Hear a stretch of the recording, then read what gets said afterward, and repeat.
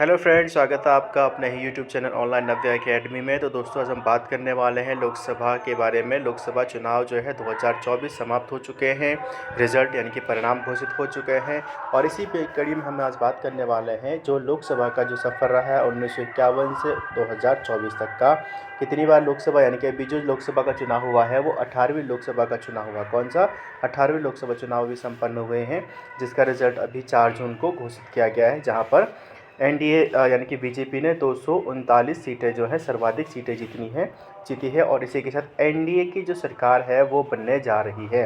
ठीक है, तो एनडीए यानी कि अब इसके बारे में बात करेंगे और जानेंगे कि कब कब किस किस सरकार रही है और किस प्रकार से ये चलता रहा है। ठीक है, तो वीडियो थोड़ा लंबा हो सकता है, तो वीडियो को पूरा ज़रूर देखिए क्योंकि वीडियो बहुत नॉलेजफुल होने वाला है और जो कि आपके हर जगह काम आने वाला है। तो चलिए स्टार्ट करते हैं फटाफट से आज का वीडियो और देखते हैं कुछ इंपॉर्टेंट फैक्ट्स के बारे में। तो सबसे पहले जो इम्पोर्टेंट आपके पास पॉइंट है कि लोकसभा के बारे में जानेंगे। तो लोकसभा जो है भारतीय संविधान के अनुच्छेद 81 जो है वो लोकसभा के गठन के बारे में बात करता है और लोकसभा यानी कि आर्टिकल 79 जो बताता है, आर्टिकल 79 कहता है लोकसभा जो होगा वो निचला सदन होगा यानी कि निम्न सदन होगा। ठीक है, या जनता का सदन इसको बोला जा सकता है। जो लोकसभा के सदस्य होते हैं वो वयस्क मताधिकार के आधार पर प्रत्यक्ष रूप से चुने जाते हैं। प्रत्यक्ष रूप का मतलब वो था जिनको हम डायरेक्टली वोट देकर चुनते हैं। सदस्यों की बात होती है, ठीक है, किसको? सदस्यों की बात होती है, यानी कि लोकसभा के सदस्य जो होते हैं वो प्रत्यक्ष रूप से चुने जाते हैं। लेकिन अगर आपको बात किया जाए कि लोकसभा का जो अध्यक्ष होता है वो अप्रत्यक्ष रूप से चुना जाता है। अप्रत्यक्ष यानी कि हमारे वोट का प्रयोग किसी और के द्वारा है, यानी कि जो हम एमपीज भेजते हैं, सांसद जो हमारे द्वारा चुने जाते हैं, उन्हीं सांसदों के बीच में से और वही सांसद जो होते हैं लोकसभा के अध्यक्ष यानी कि प्रोटेम स्पीकर का यहाँ पर चुनाव करते हैं। ठीक है, तो यहाँ पे कुल सदस्य संख्या जो है वो आपकी जो पहले जो अधिकतम सदस्य संख्या जो थी वो 552 हुआ करती थी। ठीक है, जो कि डिसाइडेड है। ठीक है, और यहाँ पे 550 जो थे जो कि निर्वाचित होते हैं और 2 जो थे वो आपके एंग्लो इंडियन समुदाय से चुने जाते थे। ठीक है, लेकिन एंग्लो इंडियन समुदाय जो है यानी कि एंग्लो इंडियन जो सदस्य 2 जो राष्ट्रपति की द्वारा नामित किए जाते थे वो 2020 में उनको समाप्त कर दिया गया है। ठीक है, तो यानी कि अगर हम कहें यहाँ पे तो अभी वर्तमान जो सीटें हैं कुल मिला के भी वर्तमान सीटें जो है लोकसभा में वो है 543, जहाँ से 543 में से यानी कि 530 जो आपके हैं वो आपके स्टेट से आते हैं और जो 13 जो सदस्य है वो आपकी यूनियन टेरिटरीज से आते हैं। यूनियन टेरिटरीज के 13 सदस्यों में से अगर हम बात करें तो सर्वाधिक दिल्ली से आते हैं जहाँ पर 7 सदस्य होंगे और अदर्स जो है यानी कि सभी यूनियन टेरिटरी से वहाँ से एक सदस्य आते हैं। ठीक है, तो इसके बारे में जो है सबसे ज़्यादा सदस्य अगर हम बात करेंगे लोकसभा सदस्यों में यानी कि राज्यों में 530 में सबसे ज़्यादा सदस्य जो होते हैं वो कहाँ से जाते हैं? वो उत्तर प्रदेश जाते हैं। और अपने उत्तराखंड की बात करें तो उत्तराखंड से कुल 5 सीटें यहाँ से लोकसभा की जाती हैं। ठीक है, तो 5 सीटों के बारे में मैंने आपको पहले भी बताया था कि 1950 से पहले बने हुए जितने भी ज़िले हैं वो आपके क्या होते हैं, वहाँ पर लोकसभा सीटें जाती हैं। जैसे कि अल्मोड़ा हो गया, नैनीताल हो गया, पौड़ी हो गया, हरिद्वार हो गया। ठीक है, तो ये आपकी जो है 5 सीटें जो है वो आपकी जाती हैं और टिहरी ठीक है 5 टिहरी, तो 5 सीटें जो हैं वो आपकी लोकसभा के लिए यहाँ से जाती हैं। ठीक है, तो अब देखते हैं हम यहाँ पे आगे के इससे रिलेटेड कुछ इंपॉर्टेंट फैक्ट्स के बारे में। थोड़ा फैक्ट्स अगर फास्ट हो रहे हैं तो ये वाले फैक्ट्स जो है क्योंकि मैं पहले भी आपको बता चुका हूँ, लोकसभा का वीडियो ऑलरेडी पड़ा हुआ है चैनल पर, आप देख सकते हैं। ठीक है, तो अब यहाँ पे देखिए 545 सदस्यों में से हमने यहाँ पे 545 सदस्य अभी प्रेजेंट टाइम पर थे। ठीक है, तो उसमें से 543 के लिए चुनाव होता है, 2 एंग्लो इंडियन समुदाय से चुने जाते थे। लेकिन एंग्लो इंडियन समुदाय की अगर हम बात करें तो 95वें संविधान संशोधन 2009 के द्वारा जो था इसको सिर्फ 2020 तक ही ये मान्य था। ठीक है, आप तो देखिए यहाँ पे आपके पास आएगा कि अगर जो एंग्लो इंडियन समुदाय के जो 2 सदस्य राष्ट्रपति के द्वारा लोकसभा में नामित किए जाते थे वो कब तक के लिए मान्य थे? तो 2020 तक के लिए मान्य थे। किस संविधान संशोधन? 95वें संविधान संशोधन 2009 के तहत। और इसको 104वां संविधान संशोधन 2019 हुआ है उसमें इसको समाप्त कर दिया गया था 25 जनवरी 2020 को, यानी कि 2020 को इसको समाप्त कर दिया गया।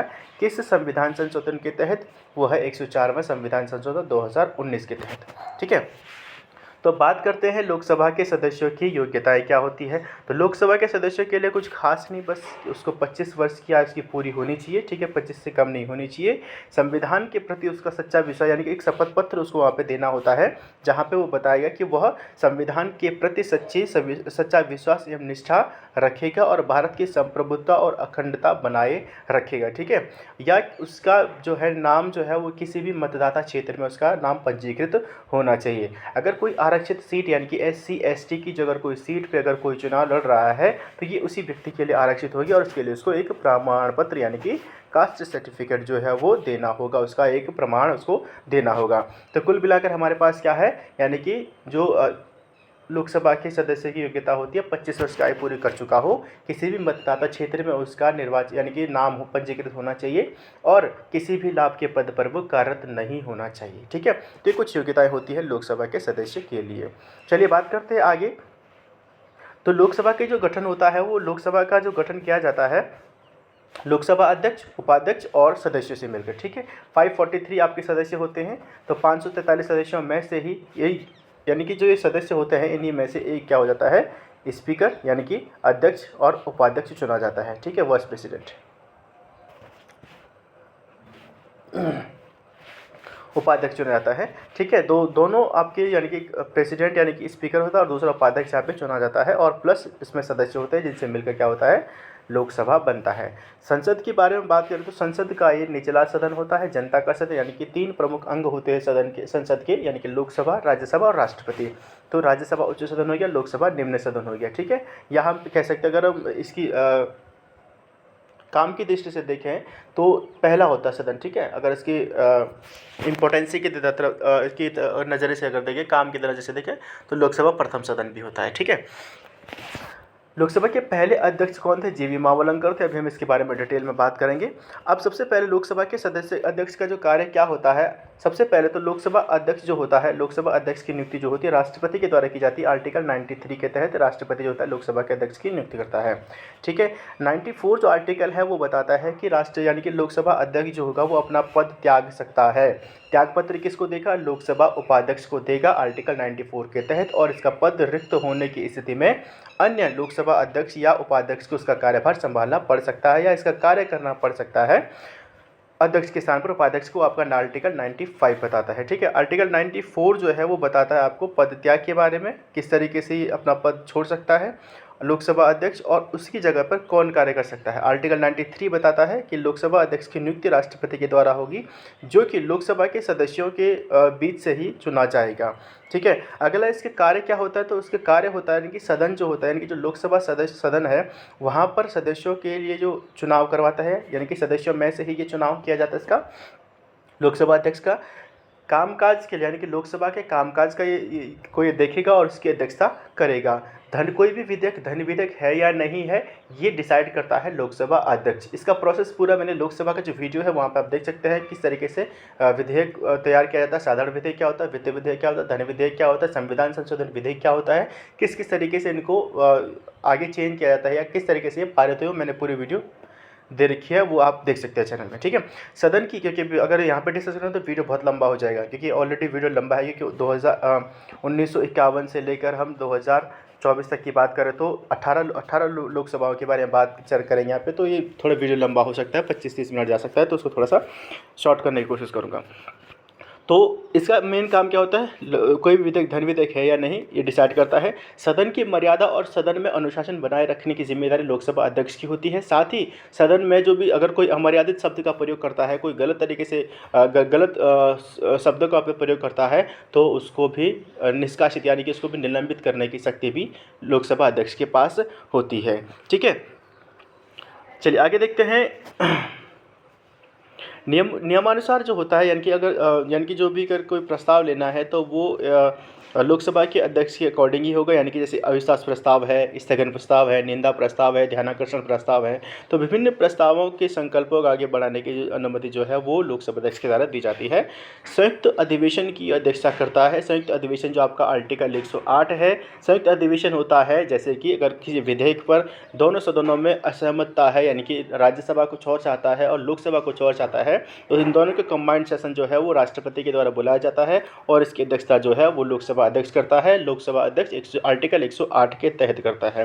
वरीयता क्रम की बात करें तो लोकसभा अध्यक्ष जो होता है वो मुख्य न्यायाधीश जो होता है उसी के साथ अपना पोस्ट साझा करता है, उसी की बराबरी में पोस्ट साझा करता है, जो कि वरीयता क्रम में ऊपर से लेके चले, अगर हम लेके चले तो आपका 6 नंबर पे आता है। ठीक है, इसको निर्णायक मत देने का अधिकार है। मान लीजिए अगर जैसे संयुक्त अधिवेशन है, ठीक है, और दोनों या कोई भी जैसा कह सकते कोई प्रस्ताव अगर लोकसभा में है और दोनों के लिए उस प्रस्ताव पर दोनों में यानी कि आपके पास एडवांटेज डिसएडवांटेज दोनों में अगर वोट बराबर हो रहे हैं, उसके फेवर में भी उतने ही हो रहे हैं और अगेंस्ट भी उतने वोट हो रहे हैं, बराबर की स्थिति में जो होता है लोकसभा अध्यक्ष एक निर्णायक वोट दे सकता है।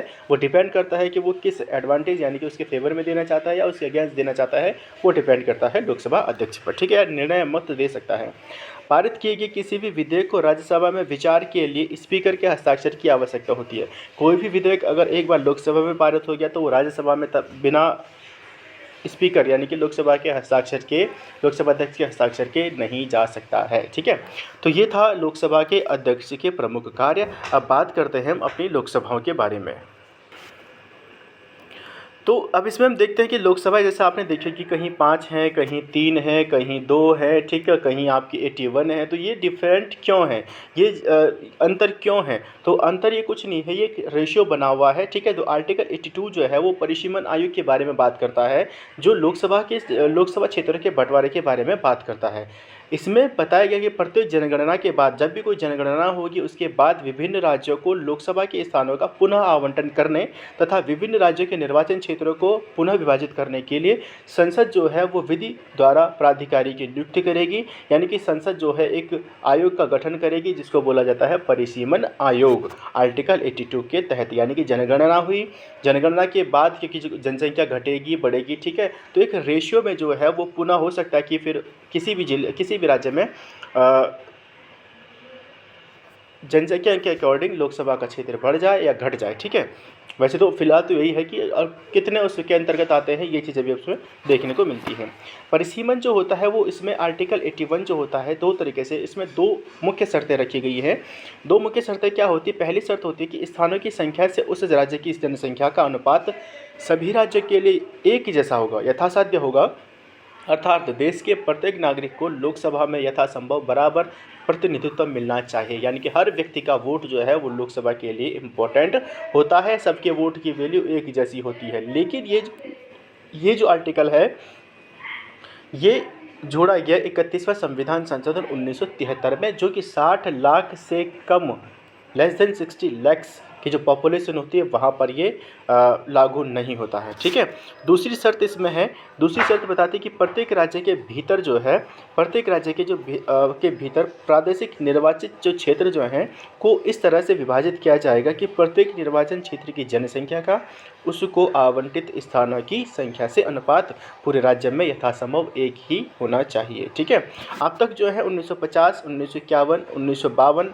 1962, 1972 और 2002, 2001 में परिसीमन आयोग का गठन किया गया है। ठीक है, तो ये परिसीमन आयोग क्या होता है इसके लिए मैं अलग से वीडियो लेके आऊँगा और इसके पूरे प्रॉपर तरीके से किस तरीके से कार्य करता है वो सारी चीज़ एक बार इसमें बताने की कोशिश करूँगा। अभी हम बात कर रहे हैं लोकसभा के बारे में। अब लोकसभा के साथ ही एक आता हमारे पास जो लोकसभा में हमारे पास दूसरी चीज़ मेन इंपॉर्टेंट क्या होती है वो आता है मंत्रिपरिषद। मंत्रिपरिषद जो होता है यानी कि जब चुनाव हो जाता है, अभी आपने देखा होगा किस तरीके से अभी जो ओथ टेक हुई है 9 तारीख को, जो भी ओथ यानी कि जो शपथ ली गई है सभी मंत्रियों के द्वारा, ठीक है, या तो उसमें क्या होता है कि मंत्रिपरिषद बनाई जाती है। आर्टिकल 74 कहता है कि राष्ट्रपति की सहायता के लिए या राष्ट्रपति के कामकाज में सहायता के लिए एक मंत्रिपरिषद बनाया जाएगा, जिसका मुखिया जो होगा या जिसका प्रधान जो होगा वो क्या होगा? प्रधानमंत्री होगा, यानी कि प्राइम मिनिस्टर होगा। प्राइम मिनिस्टर यानी कि सबसे पहले तो आर्टिकल 74 बताता है कि राष्ट्रपति की सहायता के लिए एक मंत्रिपरिषद होगा जिसका अध्यक्ष जो होगा वो प्रधानमंत्री होगा। ठीक है, मगर प्रधानमंत्री और आर्टिकल 75 बताता है सभी मंत्री जो जितने भी मंत्री आर्टिकल 74 के तहत यानी कि जब चुन के आएंगे उन 75 यानी कि जो मंत्री होते हैं उनकी नियुक्ति कार्यकाल, उत्तरदायित्व और उनकी योग्यताएं क्या क्या होती है, शपथ कैसे कब लेंगे और वेतन एवं भत्ते क्या क्या होते हैं, सारे आपके आर्टिकल 75 में है। आर्टिकल 75 भी मैं आपको पहले भी डिस्कस कर चुका हूं, लेकिन फिर भी मंत्रियों की नियुक्ति जो होती है, यहाँ पे बता देता हूँ। मंत्रियों की जो मंत्रिपरिषद के सभी मंत्रियों की नियुक्ति जो होती है वो राष्ट्रपति के द्वारा की जाती है, लेकिन राष्ट्रपति के द्वारा की जाती है, लेकिन प्राइम मिनिस्टर के परामर्श पर, प्रधानमंत्री के परामर्श पर राष्ट्रपति के द्वारा इनकी नियुक्ति की जाती है। आर्टिकल 75(1) ये कहता है, ठीक है। आर्टिकल 75(1) के बारे में बताया गया है। कार्यकाल जो होता है, ये कार्यकाल निर्भर करता है इनके, वैसे तो 5 साल का होता है, लेकिन दूसरा ये भी होता है कि इनका कार्यकाल लोकसभा के विश्वास पर भी निर्भर करता है। या हम कह सकते हैं कि ये जो लोकसभा होती है, यानी कि मंत्रिपरिषद जो होता है वो लोकसभा के प्रति उत्तरदायी होता है। यानी कि लोकसभा जो होती है प्रत्येक मंत्री से, यानी कि सामूहिक रूप से मंत्रिपरिषद से कोई भी कार्य के बारे में जवाब मांग सकती है। व्यक्तिगत रूप से राष्ट्रपति के प्रति उत्तरदायी होते हैं और व्यावहारिक रूप से प्रधानमंत्री के तहत उत्तरदायी होते हैं। व्यावहारिक रूप से इसलिए क्योंकि प्रधानमंत्री ही डिसाइड करता है कि किसको कौन सा मंत्रालय दिया जाएगा और कौन सा मंत्री कौन सा डिपार्टमेंट संभालेगा, ठीक है, या किसको हटाना है, किसको ये मंत्रालय देना है, वो सारा डिसाइड करता है प्रधानमंत्री करता है, ठीक है। और जिसमें क्या होता है कि आर्टिकल 75 जो 2 होता है उसमें राष्ट्रपति के पश्चात ये पद ग्रहण करते हैं, यानी कि राष्ट्रपति कभी भी उनको हटा सकता है। क्यों? क्योंकि अगर राष्ट्रपति को लगता है कि कोई भी इसका जो उसको मंत्रालय दिया गया है वो उसको सही तरीके से उसका निर्वहन, अपने कार्यों का निर्वहन नहीं कर पा रहा है, तो राष्ट्रपति उसको हटा सकता है। या हम कह सकते हैं कि सामूहिक रूप से ये उत्तरदायी होता है लोकसभा के प्रति, ठीक है। पश्चात का मतलब होता है कभी भी इसको हटा सकते हैं। तो आर्टिकल 75 हमने पढ़ा। आर्टिकल 75(1) जो होता है, सबसे पहले तो राष्ट्रपति बहुमत दल के नेता को प्रधानमंत्री बनाता है और फिर अन्य मंत्रियों को उसकी सलाह पर अन्य मंत्रियों की नियुक्ति की जाती है राष्ट्रपति की द्वारा। बहुमत दल का नेता यानी कि जिसके सबसे ज़्यादा मत मिले हुए हैं, जिसके सबसे ज़्यादा सीटें वो जीत कर आया हुआ है, ठीक है। तो अभी जैसे सरकार अभी जो है अभी क्योंकि बहुमत किसी को नहीं मिला है, 239 सीटों पर ही आपकी क्या है अभी जो है सर्वाधिक सीटें हैं वो बीजेपी को मिली है, 239 241 है, ठीक है, ऐसा कुछ है। तो सबसे ज़्यादा जो वोट मिले हैं, जो सीटें मिली हैं वो मिली हैं बीजेपी को। तो अब देखो इसी में तो नेता मिलेगा, लेकिन हमें जो यानी कि जो सरकार बनाने के लिए चाहिए वो 272 सीटें चाहिए होती है। 272 सीटें चाहिए होंगी तभी आपका क्या होगा, आप सरकार बना सकते हैं। तो ये गठबंधन करेगी। गठबंधन मतलब मिली-जुली सरकार, यानी कि एक दल जैसे बीजेपी है तो इसके साथ कोई और दल मिलकर जो होगा वो 272 सीटों के आंकड़े को पूरा करेंगे तब ये सरकार बनाएंगे। अब इन्हीं में से यानी कि जो बहुमत दल का जो नेता है उसी को राष्ट्रपति प्रधानमंत्री बनाएगा और उसकी कहने पर या उसकी सलाह पर अन्य मंत्रियों की नियुक्ति की जाएगी। तो चलिए अब बात करते हैं हम लोकसभा के बारे में, ठीक है। अब जो हमारे जो मेन टॉपिक है आज का, अभी तो हमने इसका जो इम्पोर्टेंट जो कुछ चीज़ें थी इसके बारे में पढ़ा। अब हम बात करते हैं लोकसभा के बारे में। पहली जो लोकसभा जो थी, पहली लोकसभा का जो चुनाव हुआ था 1951 में जो हुआ था, ठीक है। और पहली लोकसभा का गठन 17 अप्रैल 1952 को किया गया था, जहाँ पर कांग्रेस ने रिकॉर्ड में यानी कि 489 सदस्यों का निर्वाचन यहाँ पे हुआ था। 489 सदस्यों का यहाँ पे निर्वाचन हुआ था, ठीक है। 490 सीटों के लिए यहाँ पे निर्वाचन किया गया था और जहाँ पर जो सरकार जो थी वो कांग्रेस की बनी थी 4 अप्रैल 1957 को, ठीक है। तो जो आंकड़े जो आए थे और गठन जो किया गया था लोकसभा का वो किया गया था 17 अप्रैल को।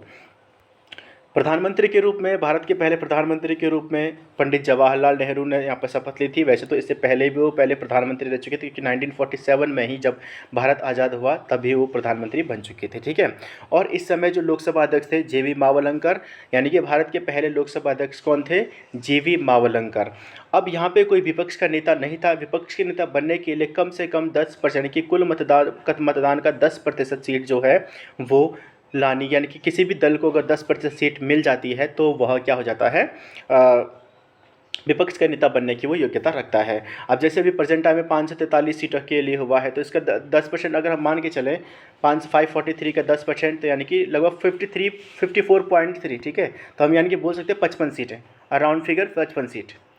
तो 55 सीट यानी कि अगर 55 जो MP जो है किसी पार्टी के हैं तो वो विपक्ष का नेता बनने के लिए योग्य होता है। दूसरी जो लोकसभा थी, दूसरी लोकसभा 1957 से 1962 तक इसका कार्यकाल रहा, जहां पर 494 सीटों के लिए चुनाव हुआ और इसमें 371 सीटें जो है वो कांग्रेस ने जीती थी। और यहाँ पर लोकसभा अध्यक्ष जो चुने गए थे वो M.A. अयंगर को लोकसभा अध्यक्ष चुना गया था। तो इसी में क्या होता है कि 1956 में क्या होता, राज्य पुनर्गठन विधेयक आया था।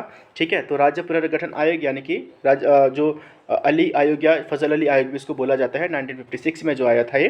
ठीक है, तो राज्य पुनर्गठन आयोग 1956 के बाद जो है यहाँ पर क्या हुआ, इसी बीच में क्या हुआ, 13 जो हमारे स्टेट आए और 4 जो यूनियन टेरिटरीज जो थी, जो ABCD जो 4 भागों में जो राज्य बटे हुए थे। ठीक है, तो ABCD में जो 4 भागों में राज्य बटे थे उनको एक साथ मिलाकर, जहाँ पर भाषाई आधार पर, क्षेत्रीय आधार पर जो मांगें उठ रही थी, जिसके लिए धर आयोग, जो फजल अली आयोग आदि जो आयोग आए थे, उनके द्वारा जो है इसका पूरा निरीक्षण कर लास्ट में यानी कि क्षेत्रीय आधार पर, भाषाई आधार पर जो है 13 राज्य और 4 यूनियन टेरिटरीज का यहाँ पर गठन किया गया था इसी बीच में, यानी कि दूसरी लोकसभा के कार्यकाल में, जो कि 1957 से 1952 तक रहा था। ठीक है, तीसरी लोकसभा सीट की अगर हम बात करें तो तीसरी जो लोकसभा सीट की अगर जो कार्यकाल रहा है 1962 से 1967 तक रहा है। इस बीच तीन प्रधानमंत्री रहे हैं और इस चुनाव में कांग्रेस को 361 सीटें प्राप्त हुई थी। प्रधानमंत्री प्रधानमंत्री जो यहाँ पे रहे हैं पंडित जवाहरलाल नेहरू रहे हैं और इनका कार्यकाल इस बीच 1962 से 1964 तक रहा, जिसी बीच इनका देहावसान हो गया। ठीक है, और इनकी मृत्यु के बाद गुलजारीलाल नंदा जी जो थे वो कार्यवाहक प्रधानमंत्री के रूप में रहे, जो कि 27 मई से 9 जून 1964 तक रहे थे। लेकिन इसी बीच क्या हुआ, लाल बहादुर शास्त्री प्रधानमंत्री बने 9 जून से 1964 से 11 जून 1966 और एक अधिक लोकप्रिय नेता के रूप में ताशकंद जो हुआ था, ताशकंद में इनकी 1966 में मृत्यु हो जाती है, जिसके बाद फिर से गुलजारीलाल नंदा को कार्यवाहक प्रधानमंत्री के पद के रूप में अपना कार्य निभाना पड़ा, जो कि 11 जनवरी से 24 जनवरी 1966 तक ये प्रधानमंत्री के पद पर रहे। फिर इसके बाद चौथा लोकसभा चुनाव आता है, जहां पर कांग्रेस को फिर से, जिसका कार्यकाल 1968 से 1970 रहता है, और इसमें कांग्रेस को 283 सीटें मिलती हैं और प्रधानमंत्री के रूप में इंदिरा गांधी जो कि भारत की पहली महिला प्रधानमंत्री बनती है। और लोकसभा के यहाँ पे अध्यक्ष जो थे नीलम संजीव रेड्डी जो थे वो 1967 से 1969 तक रहे। देखिए 1968 से 1970 तक कार्यकाल है लोकसभा का, और लोकसभा अध्यक्ष जो है 1967 से 1969 तक यहाँ पे लोकसभा का कार्यकाल रहा नीलम संजीव रेड्डी के अंतर्गत। और इसी में इनके बाद यानी कि GS ढिल्लो जो थे वो 1969 से 1971 तक लोकसभा के अध्यक्ष रहे। 1969 में यहाँ पर क्या होता है कि कांग्रेस के विभाजन हो गया और इसमें क्या होगी, राम सुभग सिंह जो थे वो विपक्ष के नेता के रूप में यहाँ पे चुने गए। 1969 यानी कि नवंबर 1969 में 1969 में एक इंदिरा गांधी ने एक अलग पार्टी बनाई। ठीक है, इनकी यानी कि जो इनको क्या हो गया था कि कांग्रेस की कार्य समिति से इनको हटा दिया गया था, जिसके बाद जो इंदिरा गांधी ने जो थे अपने जो अनुयायी थे, अपने समर्थक जो थे, उनके साथ इंडियन नेशनल कांग्रेस रिक्विजिस्ट की एक और नई पार्टी उन्होंने यहाँ पर बनाई थी, जो प्रेजेंट टाइम पर है। ठीक है, तो इसको बनाकर एक नए नाम से एक नई पार्टी यहाँ पे बनाई। इसी बीच में हरित क्रांति की भी शुरुआत हुई थी और 1969 की बात अगर बताएं तो 14 जो बैंकों का जो राष्ट्रीयकरण किया गया था तो वो इसी काल में किया गया था। पांचवी लोकसभा का कार्यकाल 1971 से 77 तक रहा है। 1971 से 77 के बीच में 352 सीटों, एक रिकॉर्ड तोड़ जो था, फिर से बहुमत के साथ कांग्रेस ने अपनी फिर से एक सीट यहाँ पे यानी कि जो सरकार के लिए यहाँ पे जो सीटें हासिल की और फिर से प्रधानमंत्री के रूप में इंदिरा गांधी रही। और इसी समय लोकसभा अध्यक्ष जो GS ढिल्लो रहे हैं। ठीक है, 2 रहे यहाँ पे, तो 1969 से 1995 तक GS ढिल्लो रहे और फिर इसके बाद बलिराम भगत रहे 1996 से 1977 तक बलिराम भगत रहे हैं। इसमें कुछ अनेक यानी कि सरकार अपनी थी, पूरे फैसले खुद ले सकती थी। तो गरीबी उन्मूलन हो गया, बांग्लादेश गठन के रूप में समय जो बहुत बड़ा हाथ जो था वो इंदिरा गांधी का रहा है। प्रिवी पर्स की समाप्ति हुई, आपातकाल यहाँ पे लगाया गया। तो प्रिवी पर्स होता था कि जो आज़ादी के बाद से ही क्या होता था कि जो जितने भी राजा महाराजा जो रियासतें शामिल हुई थी भारत में, जब भारत आज़ाद हुआ तो यानी कि जो माउंटबेटन योजना आई थी, जहाँ पे बताया गया था, जहाँ पे इसमें था कि जो रियासतें जो भारत में आना चाहती है वो भारत में आ सकती है, पाकिस्तान जाना चाहती है पाकिस्तान जा सकती है, और स्वतंत्र रहना चाहते तो स्वतंत्र रह सकती हैं। तो जो राजा आए थे तो अलग अलग उनके लिए मतलब कह सकते हैं मापदंड अपनाए गए, है ना। अपने कोई लुभावने कुछ उनको लालच दिया गया, कुछ तरीके से दिया गया। तो ऐसे कुछ इसमें था कि जो प्रिवी पर्स जो था वो राजाओं के बड़ी राशि के रूप में यानी कि पेंशन के रूप में उनको दी जाती थी। तो यहाँ पर इंदिरा गांधी ने उसको पूर्ण रूप से बंद कर दिया। अगला देखते हैं लोकसभा यानी कि सिक्स्थ छठवीं लोकसभा जो थी, छठवीं लोकसभा में 295 सीटों के साथ जनता पार्टी जो थी वो सत्ता में आई। और यहाँ पे जो पहली जो थी यानी कि जो मोरारजी देसाई पहले ऐसे प्रधानमंत्री बने जो गैर कांग्रेसी प्रधानमंत्री बने, यहाँ पे मोरारजी देसाई। विपक्ष के नेता जो कि कांग्रेस की जो सीट के बाद अधिकतम सीटें मिली थी, वाई बी चौहान जो थे वो कांग्रेस के विपक्ष के नेता के रूप में बने। और इसमें लोकसभा के जो अध्यक्ष थे वो नीलम संजीव रेड्डी जो कि 97 में ही कुछ समय के लिए रहे, और फिर उसके बाद के.डी. हेगड़े रहे 1977 से 1980 के बीच में। इसके बाद फिर से सातवीं लोकसभा 1980 से 1984 तक रही इसका कार्यकाल, और 353 सीटें फिर से यहाँ पे कांग्रेस को मिली, और कांग्रेस ने फिर से अपनी यहाँ पर सरकार बनाई, जहाँ पर फिर से एक बार प्रधानमंत्री के रूप में इंदिरा गांधी ने शपथ ली। इसी बीच यानी कि जो अब देखो यहाँ पे विपक्ष का नेता नहीं लिखा हुआ है, क्योंकि कोई भी पार्टी जो है वो 10% जो होता है मापदंड वो पूरा ही नहीं कर पाई, 10% सीटें किसी पार्टी को मिली ही नहीं, तो इसलिए विपक्ष का नेता कोई बना नहीं। ठीक है, तो लोकसभा अध्यक्ष कौन रहे यहाँ पे? लोकसभा अध्यक्ष थे बलराम जाखड़। ठीक है, तो 1980 से 1985 के रूप में ये रहे हैं। अब यहाँ पे पंजाब में अलगाववादी आंदोलन हुए, और जिसके प्रतिशोध में क्या होता है कि ऑपरेशन ब्लू स्टार जो था वो इसको रोकने के लिए ऑपरेशन ब्लू स्टार जो था वो इंदिरा गांधी के द्वारा चलाया गया था, और इसके प्रतिशोध में ही उन्हीं के जो अंगरक्षक थे यानी कि इंदिरा गांधी के जो अंगरक्षक थे उन्होंने इंदिरा गांधी की हत्या कर दी थी। ठीक है, तो ये था सातवीं लोकसभा के समय यानी कि 1980 से 84 के बीच में। आगे देखते हैं इसके बारे में। 8वीं लोकसभा जो है इसमें 404 सीटें जो है वो रिकॉर्ड तोड़, क्योंकि यहाँ पे अब क्या हो गया था, सिंपैथी मिली थी जो कि उनकी हत्या कर दी गई थी इंदिरा गांधी की, और एक दमदार नेता जिसको बोलते हैं इंदिरा गांधी थी, तो उनकी छवि कुछ और थी भारत में, तो इसकी सिंपैथी की वोट्स कुछ और कुछ अलग तरीके से, तो रिकॉर्ड तोड़ जो थी 404 जो सीट जो थी वो कांग्रेस को मिली थी, जो कि एक बहुत बड़ा आंकड़ा है। तो 1984 से 1990 तक इसका कार्यकाल रहा, और पूरा कार्यकाल यहाँ पे ये किया था। इसमें प्रधानमंत्री के रूप में राजीव गांधी ने शपथ ली। विपक्ष के नेता जो थे वो एच.एन. बहुगुणा जो थे वो विपक्ष के नेता रहे हैं, और लोकसभा अध्यक्ष के रूप में यहाँ पे बलराम जाखड़ जो कि 1985 से 1990 तक यहाँ पर बने रहे। 1990 में इंदिरा गांधी की हत्या पर जो था एक ठक्कर आयोग जो था वो ठक्कर आयोग बनाया गया, जिसको इंदिरा गांधी यानी कि प्रधानमंत्री की हत्या हो जाती है इसके बारे में एक रिपोर्ट पेश करनी थी और इसकी जांच करनी थी। रिपोर्ट जब पेश की जाती है जहां पर लोकसभा में क्या हो गया, अशांति कहते हैं फैल गई थी, जिसमें क्या होता था 63 सांसदों को, एक बहुत बड़ी एक संख्या थी, 63 सांसदों को यहाँ पर सस्पेंड कर दिया गया था, निलंबित कर दिया गया था। 9वीं लोकसभा जो था 1989 से 1991 तक चली। 9वीं लोकसभा में किसी भी पार्टी को बहुमत प्राप्त न होने पर यहाँ पे गठबंधन की सरकार बनाई गई। ठीक है, तो गठबंधन जो थी वो किसका गठबंधन था, वो जनता दल नीट राष्ट्रीय मोर्चा, तो नीट राष्ट्रीय मोर्चा का जो गठबंधन जो था वो किया गया और एक गठबंधन की सरकार यहाँ पे बनाई गई, जहाँ पे 2 बार पर 2 अलग अलग प्रधानमंत्री रहे हैं, जो कि पहले रहे हैं वीपी सिंह जो कि 2 दिसंबर 1989 से 10 नवंबर 1980 तक रहे हैं, और दूसरे रहे थे चंद्रशेखर जो कि 1980 यानी कि नवंबर 1980 से और 21 जून 1999 तक ये रहे थे, 1991 तक ये रहे थे। ठीक है, तो यहाँ पर जो 2 पीएम यहाँ पे रहे हैं, लोकसभा अध्यक्ष जो रहे यहाँ पर रवि रे रहे हैं, और यहाँ पे विपक्ष के नेता भी 2 रहे हैं, तो एक बार राजीव गांधी रहे, एक बार लाल कृष्ण आडवाणी रहे हैं। तो यहाँ पे बहुत सारी चीज़ें यानी कि जो जाति आधारित आरक्षण जो होता है उसका विरोध हो गया, और राम जन्मभूमि आंदोलन जो थे यहाँ पे चलाए गए थे, मंदिर एवं मंडल की राजनीति जो थी इस बीच में चली थी। तो नेक्स्ट देखते हैं 10वीं लोकसभा। 10वीं लोकसभा 1991 से 96, 1991 से 96 में 10वीं लोकसभा, और यहाँ पे फिर से कांग्रेस की सरकार यहाँ पे आती है, 232 सीटों के साथ कांग्रेस यहाँ पे जीत जाती है। ठीक है, और पीवी नरसिम्हा राव जो थे यहाँ पर मुख्य प्रधानमंत्री बनाए गए।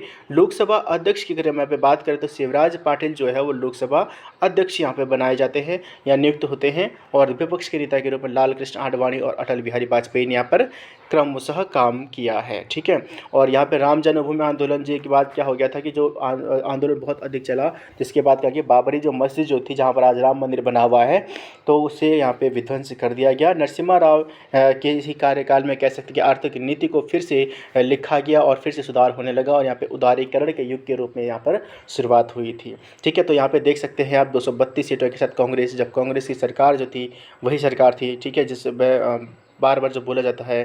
ठीक है, तो यहाँ पर जो उसी समय जो बाबरी मस्जिद को क्या यहाँ पर विध्वंस किया गया था। ठीक है, अगला हम देखते हैं 11वीं लोकसभा। 11वीं लोकसभा 1996 से 98 के बीच में रही है।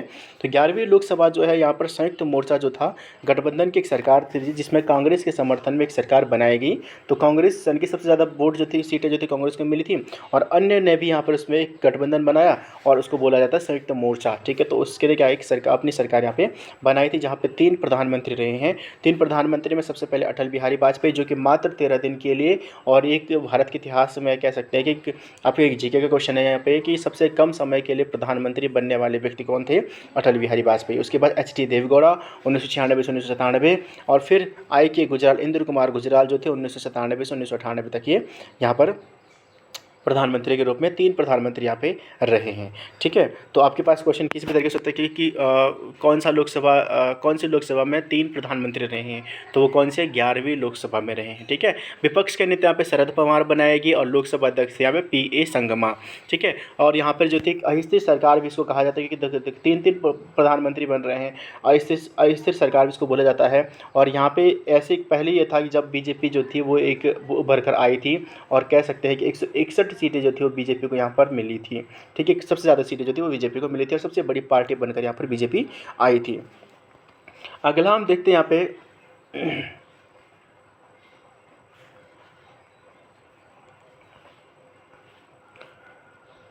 12वीं लोकसभा का जो कार्यकाल रहा है वो रहा है 1998 से 1999, और यहाँ पर 182 सीटों के साथ बीजेपी द्वारा विजय की गई, और जहाँ पर गठबंधन करके यहाँ पर एनडीए वाली सत्ता जो है, जो अभी प्रेजेंट टाइम में फिर से जो सत्ता में आई है, एनडीए यानी कि नेशनल डेमोक्रेटिक अलायंस यानी कि राष्ट्रीय जनतांत्रिक गठबंधन जो है, इस नाम से एनडीए जो गठबंधन के साथ यहाँ पर बीजेपी ने अपनी सरकार बनाई। कब? 12वीं लोकसभा में 182 सीटें जब वो जीती थी। प्रधानमंत्री के रूप में अटल बिहारी वाजपेयी, विपक्ष के नेता के रूप में सोनिया गांधी, और लोकसभा के जो अध्यक्ष हैं यहाँ पे GMC बालयोगी जो थे वो यहाँ पे अध्यक्ष रहे हैं। ठीक है, अगर आप उत्तराखंड के बारे में आप क्वेश्चन बनता है कि, तो उत्तराखंड के क्वेश्चन यहाँ पे बनता है जो 1 अगस्त 2000 को लोकसभा के द्वारा उत्तराखंड विधेयक यानी कि उत्तराखंड राज्य विधेयक जो है पास किया गया था। तो उस समय अध्यक्ष कौन थे? GMC बालयोगी थे। तो सबसे छोटी अवधि के लिए यहाँ पर ये क्या रहा है, ये लोकसभा रही है। देखो 1998 से 1999, 1 साल लगभग ये रही है। तो ये सबसे कम समय के लिए रही है। अगली बार फिर से चुनाव होता है 13वीं लोकसभा का, जहाँ पर 1999 से 2004 तक इसने यहाँ पर कार्य किया, और पूरा का पूरा कार्यकाल यहाँ पे अपना पूरी तरीके से अच्छे से निभाया है। ठीक है, और यहाँ पे 182 सीटें जो फिर से बीजेपी को मिली, और इसके साथ 182 सीटों के साथ ही ये एनडीए की यहाँ पे सरकार बनी थी। प्रधानमंत्री अटल बिहारी वाजपेयी, ठीक है, और विपक्ष के नेता सोनिया गांधी, लोकसभा अध्यक्ष इस बीच में रही हैं मदन जोशी, और पहली ऐसी जो सरकार थी ये जिसने मतलब पहली ऐसी सरकार थी या पहली ऐसी पार्टी थी बीजेपी जो गठबंधन, एनडीए गठबंधन था, जिसे जो गैर कांग्रेसी होने के बाद इसने क्या किया, अपने पूरे 5 साल यहाँ पर पूरे किए थे। तो यहाँ पर जो आर्थिक बुनियादी ढांचों का यहाँ पर विस्तार किया गया। ठीक है, और सुधार के लिए यहाँ पे अलग अलग यहाँ पे कार्य किए गए। 14वीं लोकसभा के बारे में बात करेंगे, 2004 से 2009 तक रहा है, और यहाँ पे यूपीए की सरकार बनी। ठीक है, यूपीए जो था यानी कि जो आपके पास यूनाइटेड प्रोग्रेसिव अलायंस, ठीक है, तो जिसमें 145 सीटें जो थी वो कांग्रेस को मिली थी। तो कांग्रेस के साथ रहकर यानी कि कांग्रेस के साथ ही इन्होंने क्या की, सरकार यहाँ पर बनाई थी। तो संयुक्त रूप से संयुक्त प्रगतिशील गठबंधन और एनडीए ने यहाँ पे सरकार मिलकर यहाँ पे बनाई थी। यूपीए के द्वारा यहाँ पे सरकार बनाई गई थी। प्रधानमंत्री मनमोहन सिंह यहाँ पे रहे, विपक्ष के नेता लालकृष्ण आडवाणी, और लोकसभा के अध्यक्ष यहाँ पे रहे सोमनाथ चटर्जी। ठीक है, इंपॉर्टेंट फैक्ट्स के बारे में बात कर रहे हैं, तो कुछ जो इंपॉर्टेंट फैक्ट्स हैं वो चीज़ें आपको बता रहे हैं इसमें। अगला है 15वीं लोकसभा। 15वीं लोकसभा जो चुनाव हुआ है वो 2009 से 2014 तक ये इसका कार्यकाल रहा है, जहाँ पे कांग्रेस ने 206 सीटों के साथ यूपीए सत्ता बनाई। ठीक है, तो यूपीए के द्वारा सत्ता यहाँ पे बनाई गई। तो यूपीए के बारे में आपको बताया था कि अलग अलग पार्टी, और जहाँ पे सबसे बड़ी पार्टी कौन थी? कांग्रेस थी। मनमोहन सिंह फिर से प्रधानमंत्री बनते हैं, विपक्ष के नेता सुषमा स्वराज जो अब इस दुनिया में नहीं रही हैं। ठीक है, और लोकसभा अध्यक्ष जो थी वो मीरा कुमार, जो कि भारत की पहली महिला लोकसभा अध्यक्ष बनी है। मीरा कुमार कौन सी लोकसभा के समय बनी है? वो बनी है आपकी 15वीं लोकसभा 2009 से 2014 के बीच में। फिर उसके बाद 2000 यानी कि 16वीं लोकसभा 2014 से 2019 के बीच में आई। यहाँ पर एनडीए यानी कि 282 यानी कि 272 होते हैं बहुमत के लिए, और अकेली जो थी बीजेपी को 282 यानी कि बहुमत की सरकार यहाँ पे बन जाती है। पूरा बहुमत उनके पास था, तो एनडीए फिर से अपनी यहाँ पे सत्ता में आ जाती है, जहाँ पे प्रधानमंत्री के रूप में नरेंद्र मोदी, विपक्ष का नेता कोई नहीं थे क्योंकि 10% का मानदंड जो था वो पूरा कोई नहीं कर पाया, और लोकसभा अध्यक्ष जो थे सुमित्रा महाजन जो थे वो लोकसभा के अध्यक्ष यहाँ पे चुने गए थे।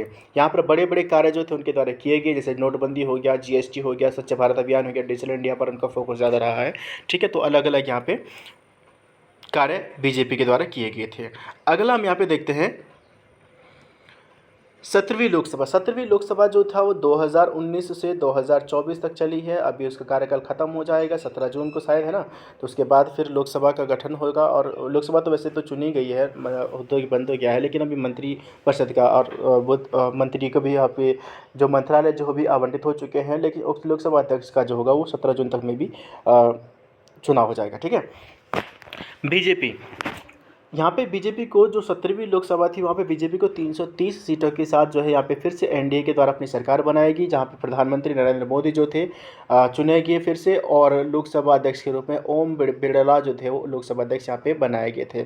कोई भी 10% का मापदंड कोई भी पार्टी पूरा नहीं कर पाई, इसलिए विपक्ष का नेता यहाँ पे नहीं बना था। अब आती है बात 18वीं लोकसभा, जो अभी हाल ही में जो चुनाव हुए हैं 2024 में चुनाव हुए हैं, जहां पे बीजेपी के द्वारा 239 सीटों पर जो है वो चुनाव जो जीता गया है, और यहां पर एनडीए की सरकार फिर से यहाँ पे बनने जा रही है। प्रधानमंत्री नरेंद्र मोदी ही बनेंगे। ठीक है, या सॉरी बन गए हैं, ओथ टेक तो उन्होंने कर दिया है। ठीक है, तो शपथ तो ली है। तो तीसरी बार जो है, यानी कि जवाहरलाल नेहरू के बाद जो है लगातार तीसरी बार प्रधानमंत्री बनने वाले ये दूसरे व्यक्ति है। ठीक है, विपक्ष के नेता के रूप में देखा रहेगी तो कांग्रेस की, क्योंकि उनके पास सबसे ज़्यादा सीटें हैं सेकंड नंबर पे। तो कौन रहेगा? राहुल गांधी रहेंगे, मल्लिकार्जुन खड़गे रहेंगे, या फिर सोनिया गांधी क्या रहेंगी, अभी देखने की रहेंगी। दिलचस्प बात है, इसको हम बात करेंगे जब इसका प्रॉपर तरीके से लोकसभा सदन का पूरा गठन हो जाएगा, वो तभी हमें पता चलेगा। ठीक है, तो दोस्तों ये था आपके पास 1951 से 2024 तक के लोकसभा के जो सफ़र रहा है उसके बारे में कुछ इंपॉर्टेंट और महत्वपूर्ण तथ्यों के साथ, और साथ ही हमने यहाँ पे लोकसभा के बारे में भी डिस्कस किया है। ठीक है, तो वीडियो कैसा लगा कमेंट बॉक्स में ज़रूर बताएं। वीडियो थोड़ा लंबा ज़रूर है, लेकिन आपके लिए बहुत सारी चीज़ें यहाँ पे लेकर आए हैं।